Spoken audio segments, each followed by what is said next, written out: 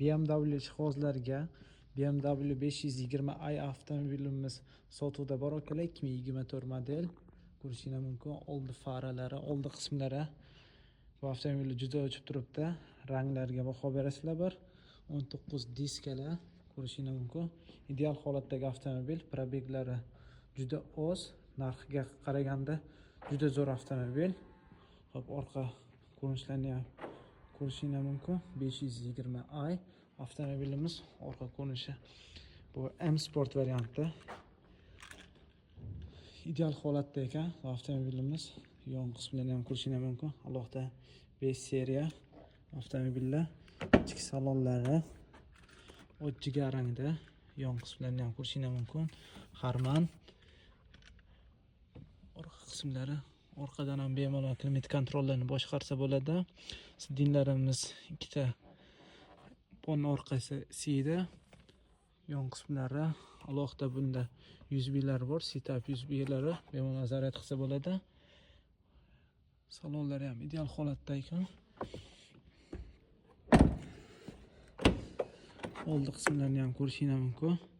Bu avtomobilimiz yo'llarni ham karbon elementlar bilan jihozlangan avtomobil.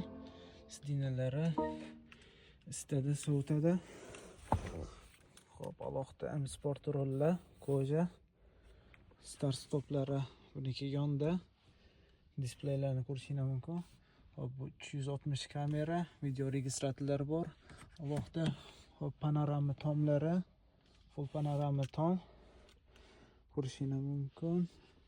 Fonning oldi qismlari ham karbon elementlar bilan jihozlangan avtomobil. Hop, bu ham 5 ta rejimda ishlaydi, 5 ta modda. Eco Pro, Comfort, Sport va Adaptive individual rejimda ishlaydi. Bemalol drive modlarni boshqarsa bo'ladi.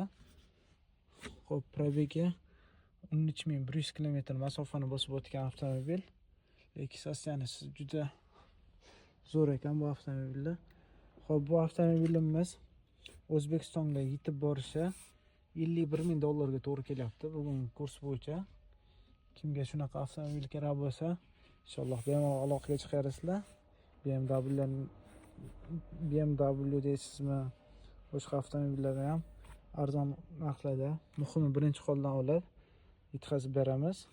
Bemalol aloqaga chiqarsizlar. Sizlar bilan Korea Trade Motors bo'ldi akalar. Sog' bo'linglar, salomat bo'linglar. Barchamizga shunaqa avtomobillar haydab yurish nasib qilsin. Xudo xolasa yaqin o'rtada inshaalloh zakaz qilsani jo'natib yetkazib beramiz.